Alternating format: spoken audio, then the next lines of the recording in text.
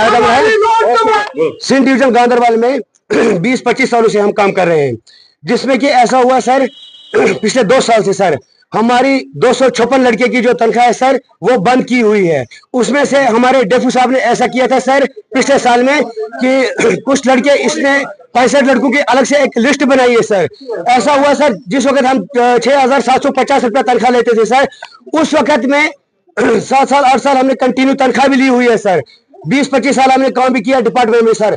उसके बाद ऐसा होता है सर कि हमें एक सर्कुलर जारी किया जाता है 9,330 रुपया सर। जब हम वो तनख्वाह लेते हैं सर सिंध डिवीजन गांधरबल से सर 3-4 महीने लेते हैं सर। उसके बाद ऐसा होता है सर कि हमारे जो डिवीजन में हमारा डेफू साहब है सर, वो एक काम करता है सर, वो कहता है अपने डिपार्टमेंट को, अपने एक वहां पे एक जिम्मेदार एक ठहराया, उसको कहा कि आप एक काम करो, आप ये जो बाकी लड़के हैं समूह से आप एक काम करो, ये परमानेंट पोस्ट है, आप इसके लिए वहां से इनसे कुछ ले लो सर। तो सर हमारे पास कुछ भी नहीं था। जो 65 सर उसको पैसे लेने थे, कहने लगा कि सर हाँ ओएसपी को उसको लेने था 1-1 लाख रुपया सर। हमसे कहने लगा कि एक परमानेंट पोस्ट है सर, तो आप एक काम करो, आप इसके लिए एक बंदा जिम्मेदार ठहराए वहां पे। अब क्या नाम उसको टार्चर क्या करेंगे बेचारे को, कहा कि इनसे पैसे ले लो सर। हमने पैसे नहीं दिए सर, हम गरीब थे।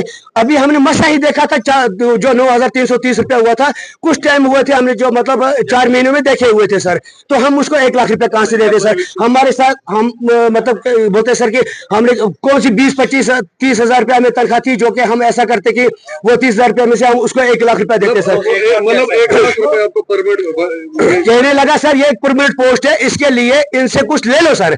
जब हमारे पास कुछ नहीं था सर, उसमें से जो 65 लड़के की लिस्ट रखी गई सर, उन्होंने अपनी बीबी का सोना बेचा, किसी ने जमीन बेची, उन्होंने क्या काम किया सर, अपना नाम रखवाया 65 में सर।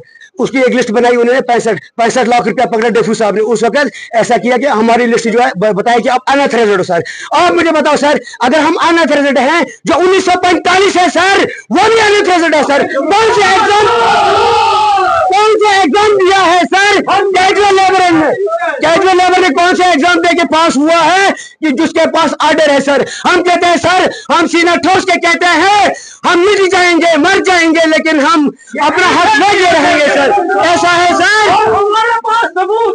सर। एक अर्ज हमारे साथ, हमारे साथ इंसाफ किया जाए, क्योंकि जिस वक्त हमारी तनख्वाह हम आए थे कल यहाँ पे चीफ साहब के पास भी, अगले दिन सर कहने लगे कि उनके पास कुछ एमआर ज्यादा है, 6 महीने के एमआर ज्यादा है सर। मैं देता हूँ 7 साल के एमआर, 6 साल के एमआर मैं देता हूँ सर, जिसने नौकरी की है सर।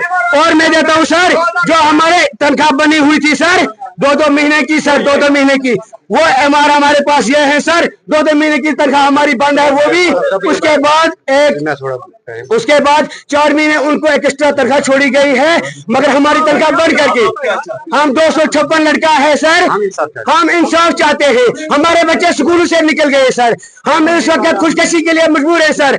और हमारे में से एक लड़का हाइनपालपुरा का जुबैर टेडुआ आया यहाँ पे, फरीद टेडुआ आया यहाँ पे। चीफ साहब ने उससे कहा जाओ करो अपनी मजदूरी, जिस कारण वो यहाँ से गया, बोला नौकरी वोकरी कुछ नहीं है। वो यहाँ से जाता है, उसको हार्ट अटैक होता है सर।